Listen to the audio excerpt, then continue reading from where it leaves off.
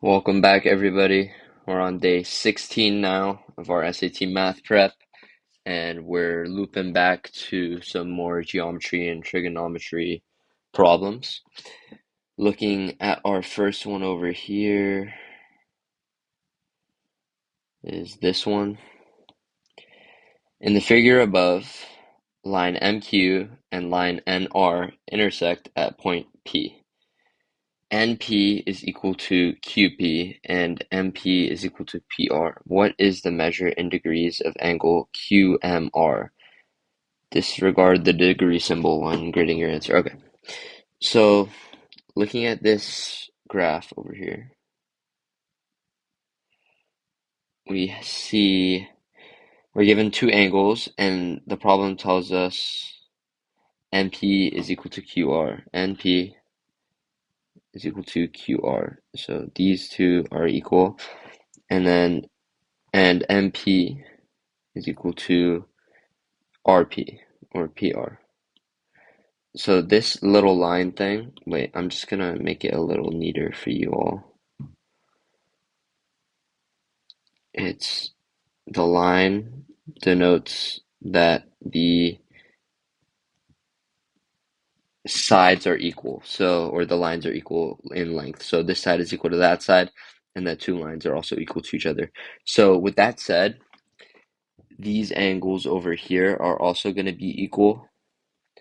And yeah, and since we're looking for angle QMR, which is this one over here, that's a very important fact. So we know that we have 70, 60. We could find this angle, but that wouldn't really help us since we don't know if this is a right angle. So that's the wrong way to go about this. But what we should do is find this angle right here. And with our supplementary angle rule, we know that 180 minus 60 is equal to 120 degrees. And that's going to be our angle for this one. And since we know that the angles of a triangle add up to 180 degrees and that these two angles are going to be equal to one another, we can say that 180 minus 120 minus 2x, where x stands for the angle of each of these, is equal to 0. So we have 180 is equal to, we have 180 minus 120, which is 60, and that's equal to 2x, and then x is equal to 30 degrees. So your angle for each of these is going to be 30 degrees. And that's going to be your answer. You're going to input that into the computer, and yeah, all done. That's a hard problem too, so just look for your supplementary angles. If there's a right angle, look for that, because then 90 minus whatever will give you the remaining angle. These small tips and tricks are going to help you speed through the geometry a lot faster. Okay, we have another little graph here, and it's important. Note figure not drawn to scale, so you can't really just assume angles. In the figure, line Q is parallel to line R, and both lines are intersected by line S. If y is equal to 2x plus 8, what is the value of x? Okay, so we need to find the value of y so we can solve for x. And we're going to do that with these following rules. So if you have parallel lines and they're intersected by the same line, they're going to have corresponding angles.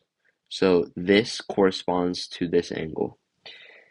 And we're going to just simply copy and paste that angle because they're corresponding, they're the same. And then with that information, with that rule of corresponding angles, we can now solve for y. So we know that y is going to be equal to 180 minus 58, since this is going to be a supplementary angle of 180 degrees. So we're going to get from that 122 degrees. And now that we have y, since y is equal to 2x plus 8, we know that 122 is equal to 2x plus 8, and that 114 is equal to 2x, and that x is equal to 57 degrees. You wouldn't input the degree symbol when writing your answer, you would just put x equals 57. So that would be your value for x for this problem. Not too difficult of a problem.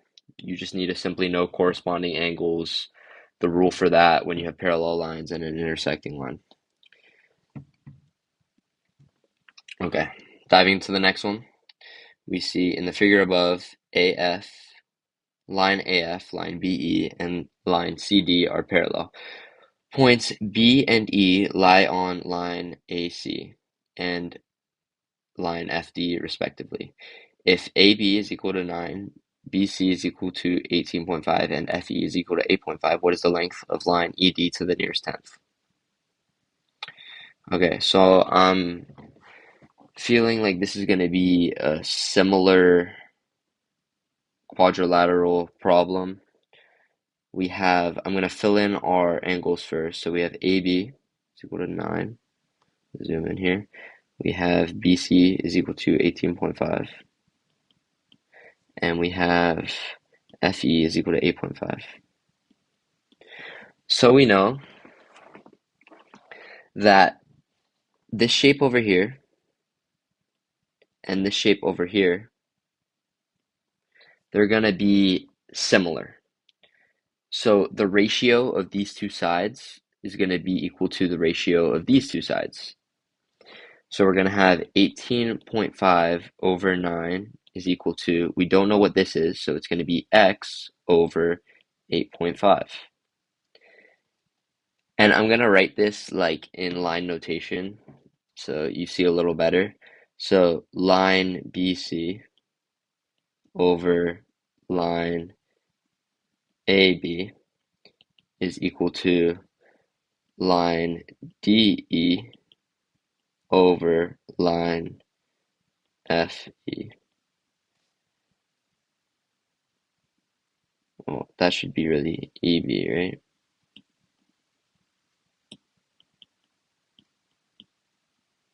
ED. I'm messing it up here, sorry guys.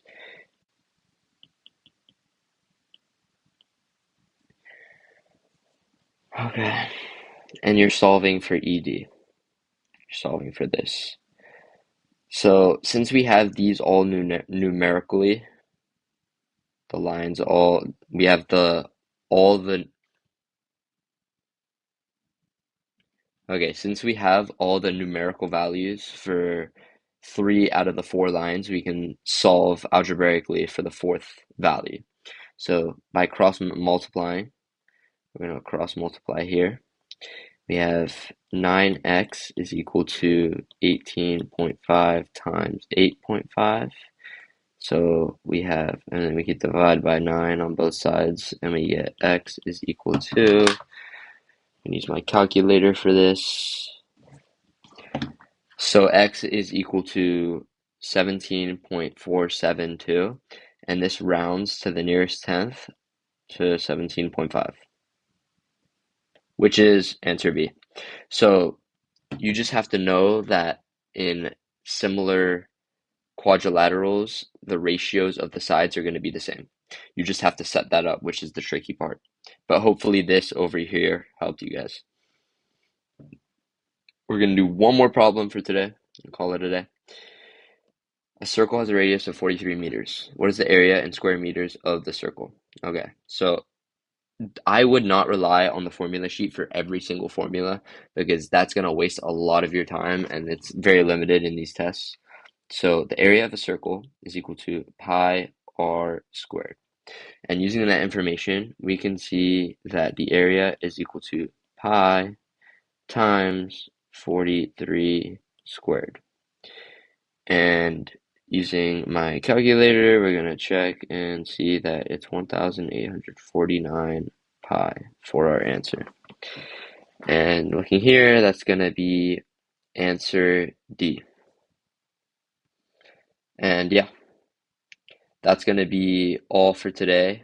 I hope you guys learned a few more rules such as corresponding angles, supplementary angles, right angle rules if you hadn't already. And also a big takeaway from this video is similar shapes. So similar triangles, similar quadrilaterals, you have to set ratios with the side lengths for those problems as we did here in this area over here. So thank you guys for joining me today. Hopefully you'll join me on the next one and take care.